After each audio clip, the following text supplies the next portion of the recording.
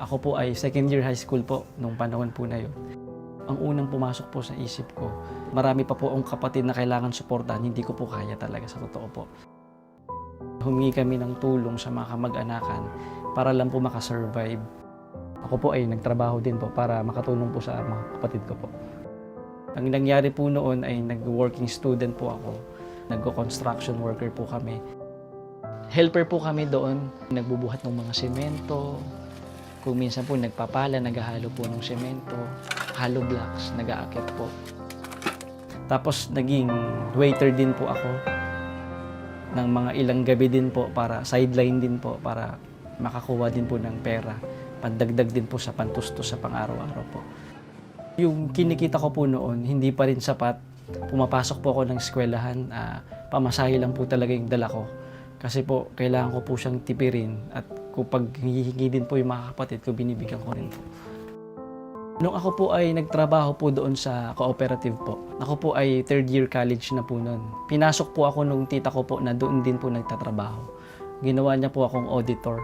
Tapos, nung mga panahon po na yun, yung kinikita ko po doon sa pagiging auditor po sa co-op, yun po yung naging pinagkukuhaan ko po ng pang-araw-araw po na pantustos sa pag-aaral at nakakatulong din po sa akin po mga kapatid. Kapag ikaw po ay nakakatulong sa mga kapatid mo, napakasarap po sa pakiramdam. Para po bagang tagumpay po yung pakiramdam. Nung mga panahon po na ako po ay graduating na sa college, may isang pagkakataon po na nasiraan po kami ng telebisyon. May kapitbahay po kami na nagkukumpuni po ng TV. Pinaayos po namin yung TV po namin. Si Kuya Ramirez po ang tawag ko po sa kanya nung panahon po na yun. Pinaayos ko po sa kanya yung TV po namin nung masira. Pero hindi po nila kami pinagbayad. Ang sabi niya lang po sa amin, wag mo nang bayaran yung TV na inayos ko. Isasama kita sa pamamahayag namin. Nung sinuuli niya na po sa amin yung TV, yun din po yung oras na pamamahayag po. Sumama po ako sa kanya. Namangha po, nung makita ko po yung kaayusan po sa loob ng kapilya. Pagpasok ko po kasi, nakita ko po kaagad na hiwalay ang babae sa lalaki. Nung nakikinig na po ako nang magturo po yung ministrong nagtuturo po ng salita ng Diyos, ako rin po ay namangha. Kasi po magtatanong siya, pero hindi po siya mismo ang sasagot. Meron po siyang Biblia na hawak, doon yung Biblia po ang babasahin niya para sagutin po lahat ng tanong niya.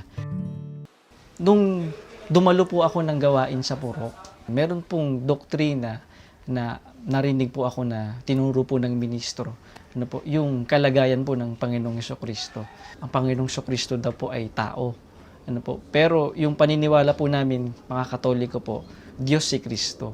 Pero nung magsaysay na po siya ng mga talata na mismong nakasulat sa Biblia, na tao nga po talaga ang Panginoong Hesukristo, pagka uwi ko po ng bahay, meron po kaming mga Biblia sa bahay, binasa ko po yung mga talatang binanggit po ng ministro at napatunayan ko nga po na tama po pala na tao ang Panginoong Hesukristo. Doon po yung parang turning point na po ng buhay ko po na baka nga po mali talaga yung relihiyong kinaaniban ko.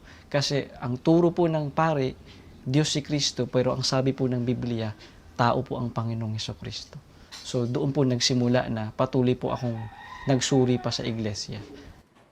Nung ako po ay nasa proseso pa lang po ng pag-anib sa iglesia, marami na pong pag-uusig po akong naranasan, lalong-lalo na po una sa akin pong mga mahal sa buhay. Kung minsan po ay hindi po nawawala na pagbawalan din pong sumamba. Kung minsan naman po yung mga kaibigan ko, kasi kung dati po nasasamahan ko po sila sa mga ginagawa po nila, sa mga bisyo nila, nung ako po ay nasa proseso na po ng pag-anib, hindi na po ako sumasama. Minsan po hindi nila ako papansinin, ganun po. Minsan po, ipinapaliwanag ko sa kanila. O kaya minsan po, hindi ko na lang po pinapansin. Kahit po ako ay inusig na, nagpatuloy pa rin po ako sa pag-anib sa iglesia sapagkat naunawaan ko po yung mga salita ng Diyos na itinuro po ng mga ministro, nakasulat po sa Biblia na ang iglesia ni Kristo lang po talaga ang ililigtas. Kaya po, pinagsikapan ko po na kahit ano pong pag-uusig na maranasan ko po, ay dapat po ay mabautismuhan po ako sa loob ng iglesia. Ako po ay nabautismuhan po noong May 28, 2011 po sa Templo Central po. Isa pong malaking pagbabago po ang naidulot sa buhay ko, lalong-lalo na po sa pamumuhay. Kasi nung hindi pa po ako kaanib sa iglesia, meron po akong mga dating ginagawa na makasanlibotang bagay, halimbawa po yung pag-iinom po ng alak. Nung malaman ko po yung aral ng Panginoong Diyos na nakasulat sa Biblia, bawal po pala yung mga ganong masasamang bisyo. Kaya nung malaman ko po yun, itinigil ko po. Lagi sa isip ko na sana pati yung mga kapatid ko maakay ko rin. Sila po ang nakapansin. Kasi po kung yung dati yung kuya nila, kung minsan ay mayroong mga bisyo, umiinom ng alak, unti-unti po nila nakita yung pagbabago na hindi ko na po ginagawa yung mga ganun pong gawain.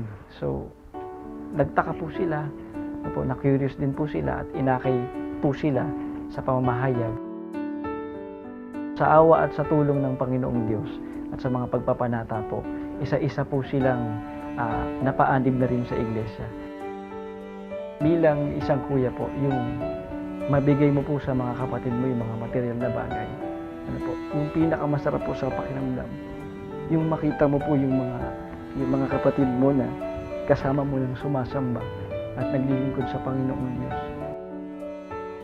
2012 po, naging may tungkulin na po ako sa pagsamba ng kabataan bilang kagawad po. Hanggang sa lumipas po ang mga panahon, naging guro po sa pagsamba ng kabataan. Kasalukuyan po, Pangulong Kadiwa po na lokal po namin. Graduate po ako ng college. Ako po ay naging analyst, specialist doon po sa isang bangko. Kilalang bangko po sa US po. Yung mga panahon po na dapat po sana ay may tutuloy ko pong promotion na po kasi yung paglilipatan ko po ay mas mataas kaysa po sa dati ko pong posisyon. Kaya alam po mababago po yung schedule po sa trabaho. Gagawin po akong panggabi. Yung dati ko pong posisyon, i-dissolve na po yun. So mawawala na po talaga. So it's either kukunin ko po o aalis ako sa kumpanya. Nang pumasok po sa isip ko, kung ililipat po ako ng panggabi at ako po ay Pangulong Kadiwa sa lokal, the same time po ay guro din sa pagsamba ng kabataan, marami po akong mga pulong at klase na hindi madadaluhan. Mas pinili ko po na mag-resign na lang po sa trabaho para ipagpauna po yung pagtupad ko po ng tungkulin. Yung trabaho ko nga po, yun po yung pinagkukuhaan namin ng mga pangangailangan sa araw-araw. Ngayon po, isang buwan ko rin po ipinagpanata na ibigay din po sana ng Panginoong Diyos yung hanap buhay po na hindi makahadlang po sa pagtupad ko po ng tungkulin. Hanggang sa pagkatapos ko po magpanata, nakita ko po yung isang may tungkulin po sa lokal. Bigla niya po akong in-approach, sabi niya, "Bro, di ba wala kang trabaho?" Sabi niya, "Meron akong ituturo sa'yo na business na kung saan pwedeng hawak mo yung oras mo. Kasi alam ko naman yung pananagutan mo." Sabi niya. Yung sagot ng Panginoong Diyos doon sa isang buwan ko ng pagpapanata sa Kanya. Yun nga po yung online selling po. Tapos yun po, isang buwan ko pong pinag-aralan hanggang ngayon po yung pag-online selling. At sa awa at sa tulong po ng Panginoong Diyos, yung biyaya pong tinatanggap ko po doon po ay nakasasapat naman po sa pangangailangan po namin sa araw-araw po. Kapag tapos ng pag-aaral, makatulong sa akin po mga kapatid para sila din po ay makapagtapos ng pag-aaral. Nung ako po ay nabautismo na sa iglesia, napaanib na po. Ang naging pananaw ko na po sa buhay, ang mas pagtuunan po ng panahon, yung paglilingkod po sa Panginoong Diyos. Yung sumunod po sa akin si Ka Joyce po, siya po ay kasalukuyan pong guro din po sa pagsamba ng kabataan. Kalihim po ng kapisanang Kadiwa sa aming lokal. Si Ka Jolter po ay may tungkulin po sa pananalapi. Si Ka Janmer naman po ay may tungkulin po sa pagsamba ng kabataan, Ingat Yaman po. At may tungkulin din po sa kapisanang Kadiwa. Yung pinakabunso po namin, si Ka Jayshel May po, ay mga awit po sa lokal po. May tungkulin din po sa pagsamba ng kabataan at may tungkulin din po sa kapisanang Binhi.